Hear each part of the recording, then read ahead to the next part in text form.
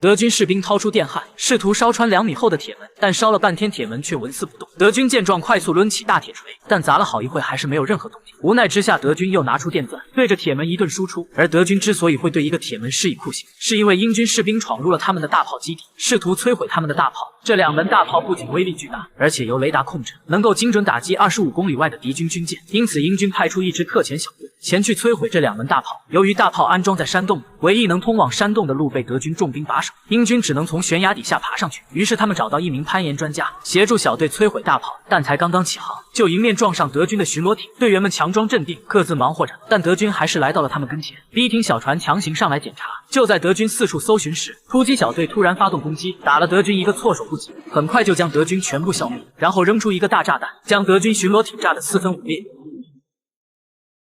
很快他们就抵达悬崖底下，但这时突然下起了大雨，给他们攀岩又增加了难度。好在攀岩专家经验丰富，成功爬上了几百米高的悬崖，将绳索固定后就扔了下去。很快大家开始顺着绳索往上爬，不一会儿就有2名队员爬了上来，但第3名队员就没这么幸运，他不幸踩空，掉落在一块大石头上，摔断了腿。巨大的动静引来了巡逻的德军士兵，队长灵机一动，朝另一边扔了一颗铆钉，吸引德军的注意力，然后快速绕到德军后方，一把捂住德军的嘴巴，悄无声息地将它解决。但很快新的麻烦又来了，就在他们全部爬上悬崖准备下一步行动时，德军的电话突然响起，队长担心没人接听会让德军起疑，于是拿起了接听筒。可没想到的是，德军还是察觉到了异常，并派出大量士兵赶往崖底，队长只好暂时放弃行动，决定走山路去和当地游击队会合。很快他们就顺利找到了游击队，准备带受伤队员前去小镇看医生。可就在去往小镇的途中，一架德军轰炸机突然出现在他们上空，对着他们狂轰滥炸。好在一旁有个山洞，大家才侥幸逃过一劫。随后大家来到一个镇上，找到了一家小诊所，但才刚刚进门就被埋伏已久的德军抓住。德军长官拿出一把手枪，缓缓走到受伤的英军士兵面前，威胁士兵们如果不说出情报，就用枪托将伤员的腿生生砸断。大家面面相觑，不知该如何是好。就在这时，一名队员假装认怂，请求德军长官放过伤员。就在德军过来准备仔细询问时，其余队员快速出手，轻轻松松就将德军全部制服，然后换上德军的衣服，准备离开这里。但由于伤员行动不便，他们只能将他抛下。很快德军就发现了伤员，严刑逼问他们此行的目的。伤员实在熬不下去，说出了自己所知道的一切。得知情报后，德军立马调动大批部队前往海岸线布防，只留下一小支部队留下看守大炮。可德军不知道的是，伤员知道的其实是假情报。在他受伤后，队长就担心伤员会被德军抓住，然后暴露了他们的目标，于是跟他谎称任务变为拖住德军，以便盟军在海岸线发起猛攻。没了德军的阻拦，小队很快就抵达了任务地点。但就在这时，负责爆破的队员发现炸弹的引线被破坏，就连导火索都不见了。然后仔细一想，发现他们在和游击队会合后，就频繁看到德军的身影。最关键的是，爆破专家只有一次在上厕所时，让炸弹离开了自己的视线，而当时只有游击队员和他在山洞。好巧不巧，游击队员曾经被德军逮捕，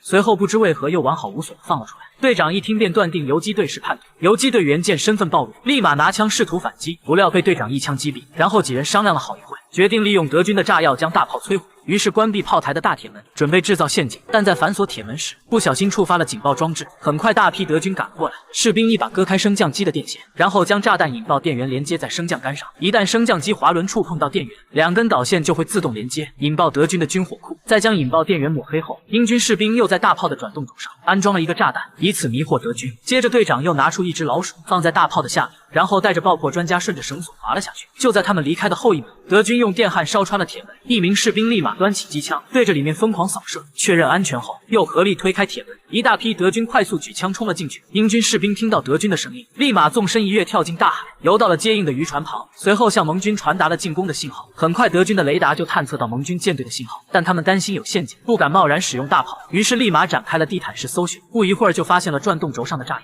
德军长官脱掉手套，将炸药拿了出来，拆掉了引线。很快士兵又发现了在大炮底下的老鼠，他拎起一看，发现是假老鼠，正准备扔掉，不料被长官制止。德军长官担心有陷阱，下令要排雷兵去仔细检查一番。但排雷兵才刚用钳子接过老鼠，老鼠就开始冒烟，大家都被吓坏了。好在只是一个烟雾弹。眼看盟军舰队越来越近，德军长官开始怀疑这只是英军的缓兵之计，毕竟想要摧毁这种巨型大炮需要很多的炸药，而他们没有办法在短时间内安装好，于是赶紧下达了开炮指令。士兵们快速推出300公斤的炮弹，然后用升降机运送到炮膛，随后自动装填机开始运行，将炮弹缓缓推进了炮膛，接着又填入80公斤的发射药包。准备好一切，士兵们快速离开炮台。炮兵根据雷达提示的位置迅速调整发射角度，在瞄准舰队后，士兵们纷纷戴上护目镜，紧紧捂住双耳。等到盟军舰队进入攻击范围内，德军长官快速下令开炮。好在打歪了，炮弹没有直接命中盟军驱逐舰，舰长长得知大炮没能被摧毁，立马掉头准备撤离。德军则争分夺秒重新计算距离，准备进行第二波攻击。偏偏就在这时，